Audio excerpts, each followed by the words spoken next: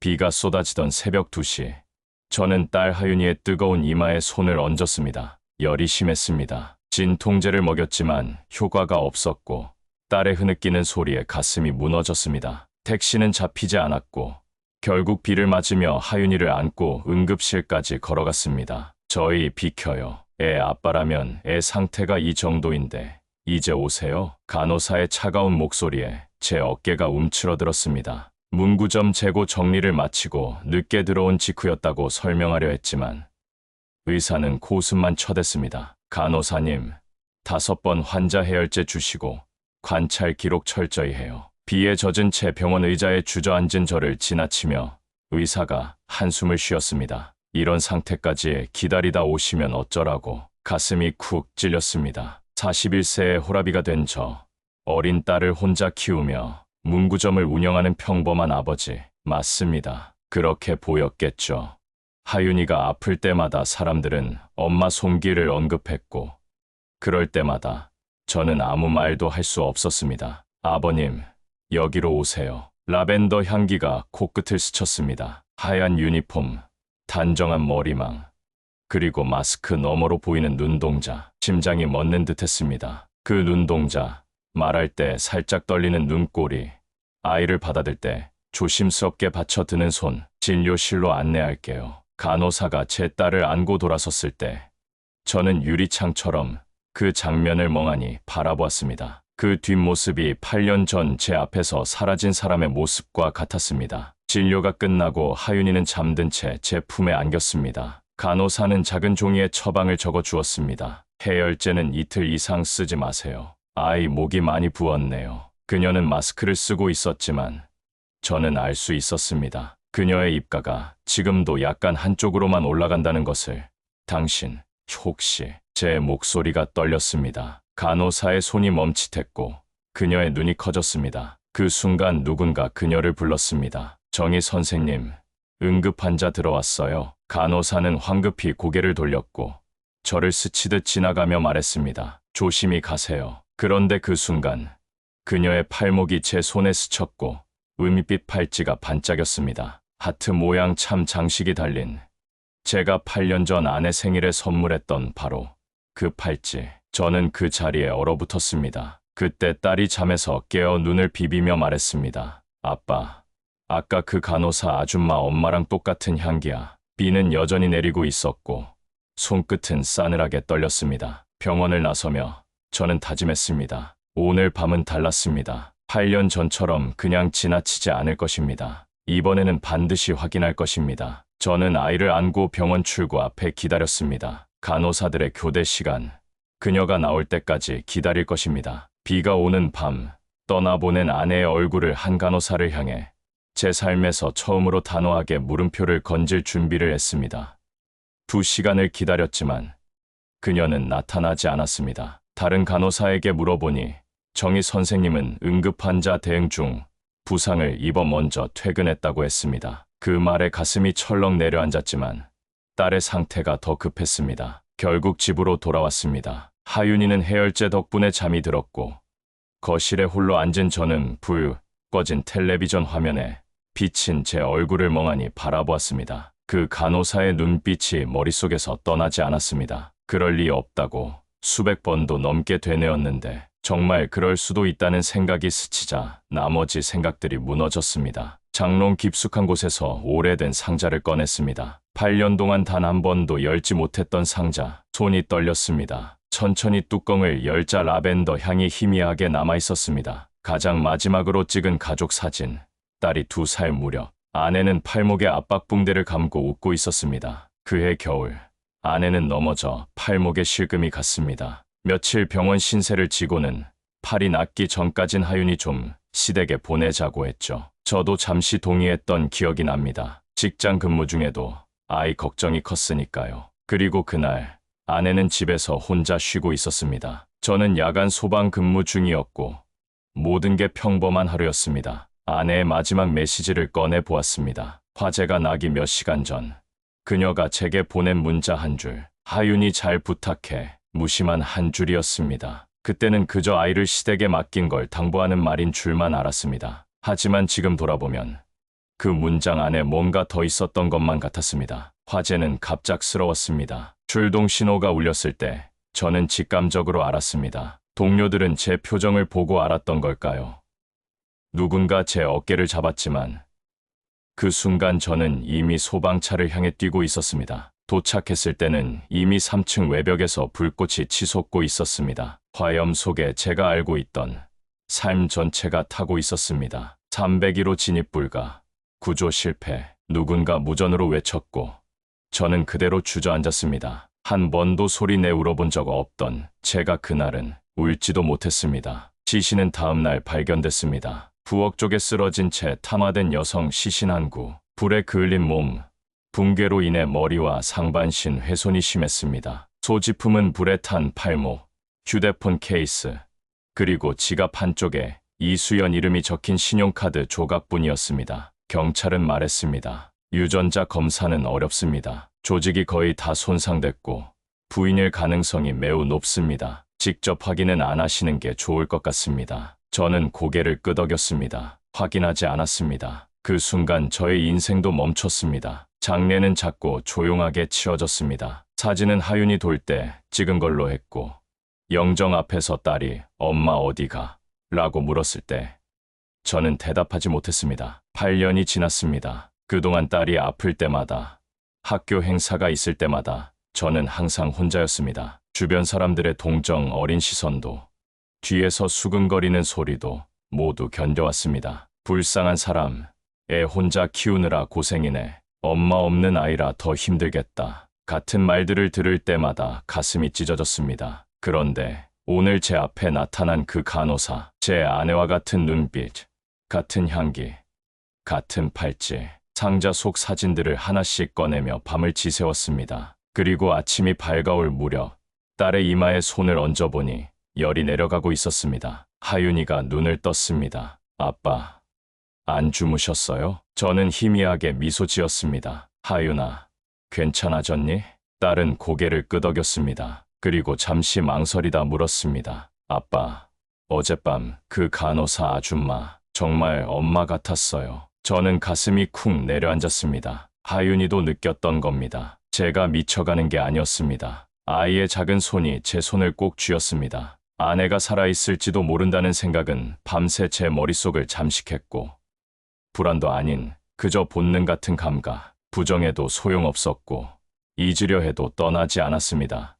아침 일찍 하윤이를 학교에 데려다 준 후 병원으로 향했습니다. 이번엔 환자가 아닌 진실을 찾는 사람으로서 소방관 시절 동료였던 박성민, 지금은 이 병원 안전관리팀 책임자로 일하고 있었죠. 8년 만에 연락했지만 그는 흔쾌히 만남을 약속했습니다. 병원 카페테리아. 그는 저를 보자마자 일어나 꽉 안아주었습니다. 김준혁, 정말 오랜만이다. 얼굴이 많이 야위었네. 커피를 앞에 두고 저는 바로 본론으로 들어갔습니다. 박형, 여기 수학과의 정이라는 간호사 알아? 그의 표정이 미묘하게 변했습니다. 왜 갑자기 그 사람을? 어제 딸이 아파서 왔다가 봤어. 그런데 내 아내를 닮았어. 아니, 닮은 게 아니라 똑같아. 그는 잠시 침묵했습니다. 그리고는 낮은 목소리로 말했습니다. 사실 그 사람 좀 특이한 케이스야. 6년 전에 복지재단을 통해 들어왔는데 정식 간호사가 아니라 간호조무사 과정을 밟았어. 처음엔 단순 보조 업무만 했지만 지금은 수학과에서 믿음직한 인력이 됐지. 진원 정보가 거의 없고 과거 이력이 전부 공란이야. 처음엔 말도 거의 못했어. 심장이 빠르게 뛰기 시작했습니다. 뭐라고? 머리를 다쳤대. 외상 후 기억상실증, 정신과 치료도 꽤 받았어. 지금은 일도 잘하고 특히 아이들한테 정말 좋아. 그런데 왜 이런 걸 물어봐? 저는 손을 떨며 핸드폰을 꺼냈습니다. 아내 사진을 보여주었습니다. 이 사람이야. 8년 전에 화재로 사망한 내 아내 박성민의 얼굴이 창백해졌습니다. 하지만 어떻게? 그는 말을 잇지 못했습니다. 우리 둘 다 가능성을 알았지만 입 밖으로 내기엔 너무 비현실적이었습니다. 지금 근무 중이야? 그는 고개를 저었습니다. 어젯밤 환자 이송 중에 팔을 다쳐서 오늘은 쉬어. 내일부터 출근해. 저는 실망감을 감추지 못했습니다. 그러자 그가 조심스레 물었습니다. 수연 씨, 화재 당시 시신은 확인했었어? 그 질문이 가슴을 찔렀습니다. 못했어. 시신이 너무 훼손됐다고 해서 그때 나는 판단력을 완전히 잃은 상태였어. 그는 한숨을 내쉬었습니다. 그 화재 현장, 내가 수색했던 사실, 뭔가 이상했어. 자네 아파트에서 발견된 시신의 위치가 화재 발생 지점과 좀 멀었어. 온몸에 전율이 흘렀습니다. 무슨 뜻이야? 그때는 그냥 화재 중 혼란으로 생각했지. 근데 지금 자네 말을 들으니 혹시 다른 누군가의 시신이었을 수도 있어. 그 순간 저는 소름이 돋았습니다. 8년간 아내로 생각했던 시신이 다른 사람이었다면, 그렇다면 제 아내는 누구의 시신으로 대체되었던 걸까요? 저 정희의 집 주소 알아? 박성민은 주저했습니다. 주소. 아, 이건 병원 규정상 함부로 알려줄 수 없어. 게다가 만약 정희가 정말 자네 아내가 아니라면 이건 사생활 침해가 될 수도 있어. 그럼 어떻게 해야 하지? 그가 잠시 생각하더니 말했습니다. 내일 그녀가 출근하면 내가 상담실로 불러볼게. 너도 거기서 만나면 어떨까? 공개적인 자리라 부담도 덜할 거고. 그 제안에 동의했습니다. 하지만 하루를 더 기다려야 한다는 생각에 가슴이 타들어갔습니다. 병원을 나오는 길, 저는 경비실 앞에서 담배를 피우는 노인을 발견했습니다. 그의 모습이 어딘가 익숙했습니다. 혹시 여기서 오래 근무하셨나요? 노인은 고개를 들어 저를 보았습니다. 벌써 10년이 넘었네. 이 병원 생길 때부터 있었으니까. 혹시 8년 전쯤에 이 근처에서 큰 화재 있었던 거 기억나세요? 아파트 화재. 노인의 눈이 커졌습니다. 아, 그 불. 당연히 기억하지. 그날 밤 근무 중이었는데 온 하늘이 빨갛게 물들었었어. 심장이 빨라졌습니다. 혹시 그날 밤에 특이한 일 없었나요? 노인은 잠시 생각에 잠겼다가 말했습니다. 글쎄, 화재 직후에 응급실이 난리였지. 특히 한 여성 환자가 기억나는데 심하게 다쳤었어. 심한 화상을 입고 머리에도 큰 부상을 입었어. 그 여자, 그 다음엔 어떻게 됐나요? 처음엔 신원 확인을 시도했지만 화상으로 양손 손가락 피부가 다 벗겨져서 지문 채취가 불가능했어. 의사들이 말하길 3도 화상이라고. 피부가 완전히 손상됐다고. 그 후 나중에 환자가 의식을 되찾은 후에도 자기가 누군지 기억을 못했어. 외상성 기억상실증이라 했나. 의사들이 뭐라 그랬는데 당시 신분증도 없었고 얼굴도 많이 부어 있어서 사진 대조도 어렵고, 그래서 결국 특별관리 환자로 분류되어 국가 지원으로 치료받았지. 특별관리 환자요? 응. 그때 심원 미상의 무연고자로 추정되는 환자는 국가 지원 대상이 되었거든. 그 여자도 그랬을 거야. 나중에 정부 지원 복지 프로그램으로 연결됐다고 들었어. 저는 그의 말을 곱씹으며 물었습니다. 그런데 그 사람이 정말 무연고자인지는 어떻게 확인했을까요? 가족이 있을 수도 있었잖아요. 노인은 고개를 저었습니다. 그게 희한한 일이었지. 경찰이 신원 확인을 시도했지만 아무도 그 여자를 찾는 사람이 없었어. 화재 피해자 중에 신원 확인된 사람들은 다 연고가 있었거든. 아마 외지에서 온 사람이었나 봐. 혹시 그 환자 이름 기억나세요? 모를 수밖에. 신원 미상이었잖아. 병원을 나오며 머릿속이 복잡해졌습니다. 내 아내가 정말 살아있다면 왜 8년 동안 자신의 정체를 숨기며 살았을까요? 그리고 그날 밤 아파트에 있었던 사람은 누구였을까요? 무엇보다 가슴을 찢는 건 제가 시신을 직접 확인하지 않았다는 사실이었습니다. 당시 저는 너무 무너져 있었고 경찰의 말만 믿었습니다. 혹시 제가 그때 조금만 더 침착했다면, 직접 확인했다면 8년의 시간을 잃지 않았을지도 모릅니다. 아내의 부모님은 딸이 결혼한 후 미국으로 이민을 가셨고 연락도 뜸했지만 그래도 딸의 죽음 소식에 비행기를 타고 왔었습니다. 그들도 제 말만 믿고 시신을 확인하지 않았죠. 다친 관 앞에서 우리는 모두 이별을 받아들였습니다. 질문은 쌓여갔지만 한 가지는 확실했습니다. 내일 반드시 그 간호사를 만나 진실을 확인해야 한다는 것. 8년간의 실수를 이제는 바로잡아야 할 시간이었습니다. 다음 날 하윤이를 데리고 병원을 찾았습니다. 제 마음을 알았는지 딸은 아침부터 조용히 준비했고 학교에 결석 연락까지 직접 했습니다. 아빠, 이거. 하윤이가 교복 대신 예쁜 원피스를 입고 작은 손으로 무언가를 내밀었습니다. 오래된 가족 사진. 아내와 함께 찍은 마지막 사진이었습니다. 혹시 이게 도움될까 해서요. 병원에 도착했을 때 박성민이 로비에서 기다리고 있었습니다. 그는 우리를 조용한 상담실로 안내했습니다. 정희 선생님이 곧 올 거야. 너무 긴장하지 마. 하윤이가 제 손을 꼭 잡았습니다. 딸의 손이 따뜻했고 그 온기가 제 전신으로 퍼져나갔습니다. 문이 열리고 그녀가 들어왔습니다. 8년 전보다 마른 얼굴, 짧아진 머리, 하지만 틀림없는 그 눈빛. 안녕하세요. 어젯밤에 오셨던. 우리 셋은 침묵 속에서 서로를 바라보았습니다. 말을 꺼내려 했지만 목이 메어 아무 말도 할 수 없었습니다. 하윤이가 조용히 의자에서 일어나 그녀에게 다가갔습니다. 선생님, 이거 보세요. 딸이 조심스럽게 사진을 내밀었습니다. 그녀는 천천히 사진을 받아들었습니다. 처음엔 무표정하게 바라보던 그녀의 얼굴이 점점 변해갔습니다. 눈썹이 휘어지고 눈이 커지더니 손끝이 미세하게 떨리기 시작했습니다. 이 사진은 우리 가족 사진이에요. 엄마, 아빠, 그리고 저요. 하윤이가 조용히 말했습니다. 그녀의 눈에서 눈물이 맺히기 시작했습니다. 떨리는 손가락으로 사진 속 어린아이를 가리키며 속삭였습니다. 이 아이 이름이 하윤이였어요. 저는 벌떡 일어났습니다. 수연아. 그녀는 고개를 들었습니다. 눈에서 눈물이 흘러내렸고 손으로 입을 막았습니다.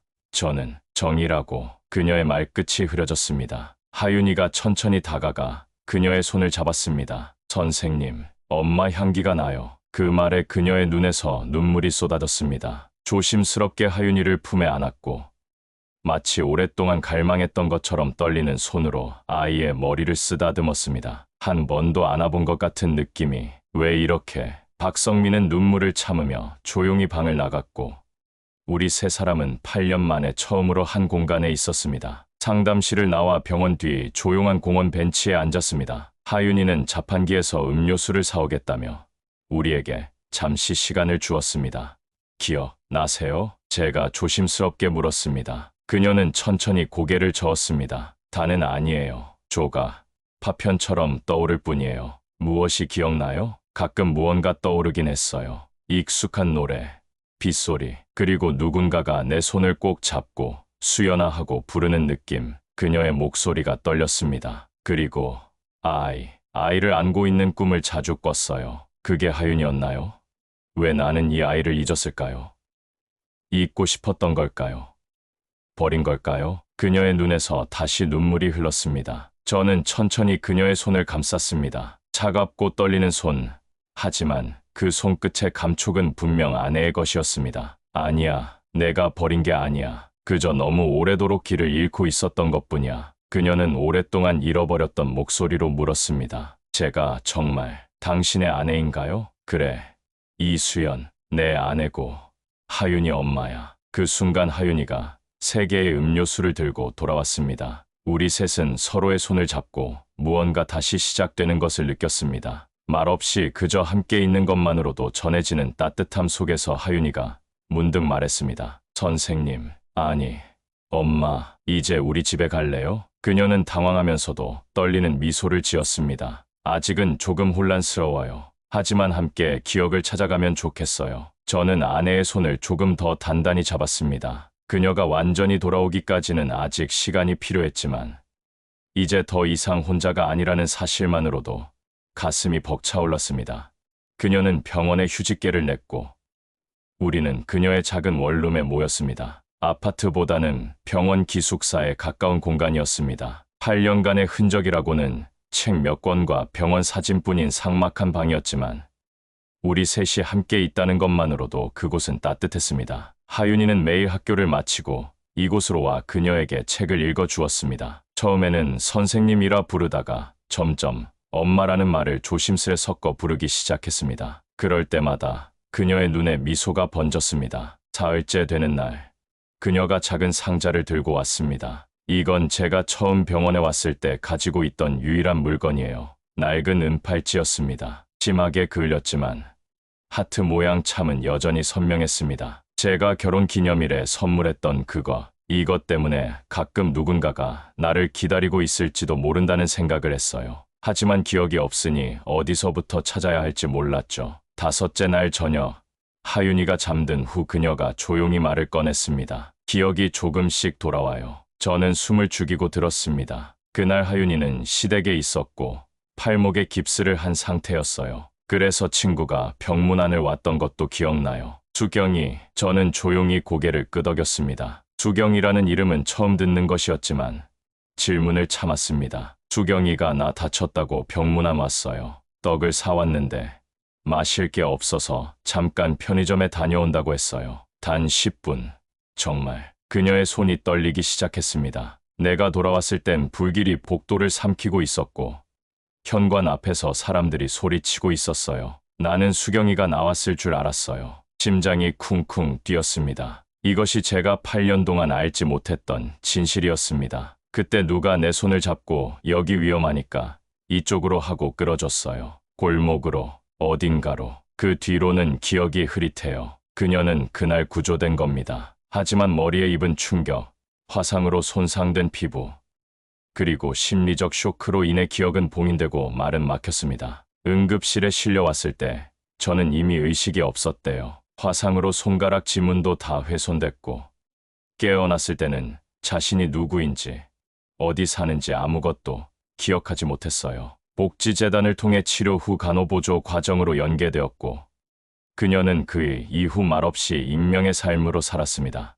왜 돌아오지 않았냐고 묻고 싶죠. 그녀가 입을 열었습니다. 그 말에 저는 아무 대답도 하지 않았습니다. 기억나지 않았어요. 아무도 찾지 않았고 내가 누군지도 몰랐어요. 고아인가 싶기도 했어요. 그냥 살아가는 법만 익혔죠. 저는 눈을 감았습니다. 그때 내가 시신을 직접 확인했어야 했어. 그걸 하지 않은 게 내가 평생 후회하는 일입니다. 그녀는 조용히 고개를 저었습니다. 아니에요. 당신 잘못 아니에요. 그 누구의 잘못도 아니에요. 그냥 우리가 서로를 잃었던 거예요. 우연처럼, 불길처럼. 다음 날 우리는 용기를 내 묻지 않았던 질문을 던졌습니다. 수경이는 누구였어요? 수경이는 학창 시절 친구였어요. 가족이 아무도 없었어요. 그래서 장례식에도 찾는 사람이 없었던 거죠. 그녀는 말을 이었습니다. 그녀는 늘 말했어요. 나는 누가 날 기억해줬으면 좋겠다고. 그런데 내가 살아남아서 그녀의 목소리가 떨렸습니다. 저는 가슴이 무너지는 것을 느꼈습니다. 8년 동안 우리가 애도했던 사람은 사실 아내의 친구였고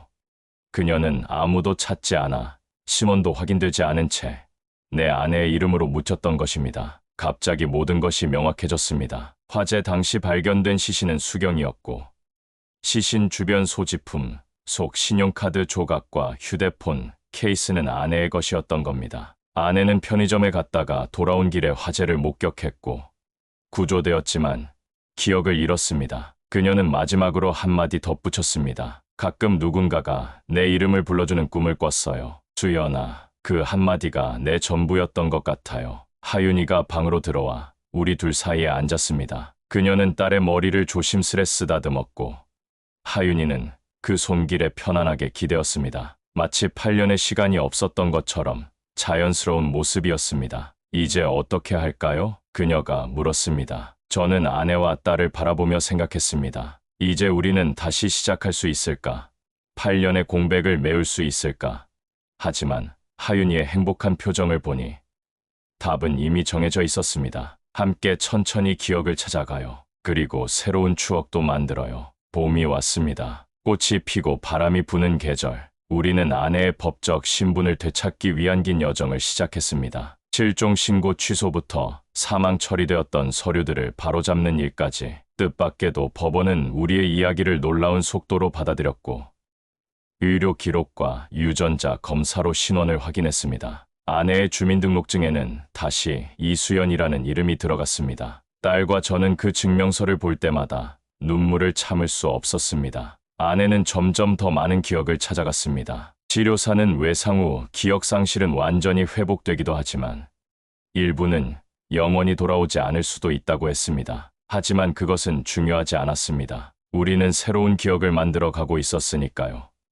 문구점을 접고 우리는 조용한 해변가 근처 작은 공간을 빌려 카페 수연과 수경을 열었습니다. 아내가 좋아하던 라벤더 향과 딸이 직접 고른 테이블보로 채워진 따뜻한 공간. 벽에는 하윤이의 그림들이 걸렸고 창가 자리는 항상 책들로 가득했습니다. 간판 아래에는 작은 문구가 적혔습니다. 기억은 누군가의 삶을 지켜주는 유일한 증거니까요. 그것은 수경이를 위한 것이기도 했습니다. 아무도 기억해주지 않던 그녀를 이제는 매일 누군가가 그 이름을 부르며 찾아오는 곳이 생긴 것입니다. 아내는 여전히 가끔 기억의 틈에 빠지곤 했습니다. 요리를 하다가 갑자기 멈추거나 딸의 이름을 부르다가 잠시 혼란스러워하기도 했습니다. 하지만 하윤이는 그런 순간마다 조용히 엄마의 손을 잡아주었고 저는 그저 옆에 있어 주었습니다. 어느 봄날 오후 햇살이 들이치는 창가에서 세 사람은 나란히 앉아 조용히 차를 마셨습니다.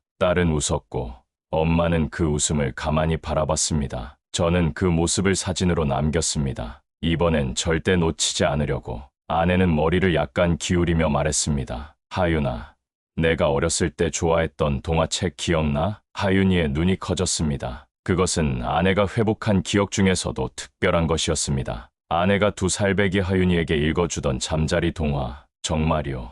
기억나세요? 아내는 미소 지었습니다. 조금씩 돌아오고 있어. 하윤이가 자리에서 일어나 서둘러 카페 안쪽으로 뛰어갔습니다. 잠시 후 딸아이는 낡은 동화책 한 권을 들고 돌아왔습니다. 아빠가 쓸쓸히 읽어주고 엄마를 추억하게 해줬던 8년 동안 간직했던 아이의 보물. 이거 맞아요? 아내는 책을 받아들고 첫 페이지를 넘겼습니다. 그리고 책을 펼치자마자 눈물이 흘렀습니다. 첫 페이지에는 아내의 글씨로 적혀 있었습니다. 우리 하윤이에게 사랑하는 엄마가. 딸은 엄마의 어깨에 머리를 기대었고 저는 그 둘을 바라보았습니다. 그 순간 아내가 조용히 말했습니다. 돌아온 게 아니에요. 사실 전 한 번도 떠난 적 없었어요. 그 말에 우리 셋은 모두 울었습니다. 8년의 공백은 여전히 우리 사이에 있었지만 그것은 이제 더 이상 벽이 아닌 우리가 함께 메워나갈 공간이었습니다. 창밖으로 봄비가 내리기 시작했습니다. 처음 만났던 그날처럼,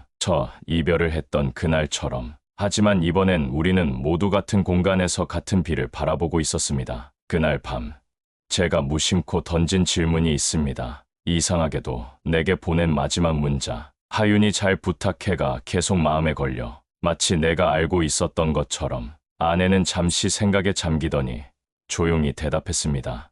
그건 수경이가 보낸 거였을지도 몰라요. 뭐라고? 이제 막 기억이 돌아왔어요. 편의점에 가기 전에 수경이가 내 휴대폰을 빌려 문자를 보내겠다고 했어요. 자기 전화가 고장났다면서. 목이 메었습니다. 수경이가 보낸 문자였다면 그녀는 이미 그때 무언가를 직감했던 걸까요?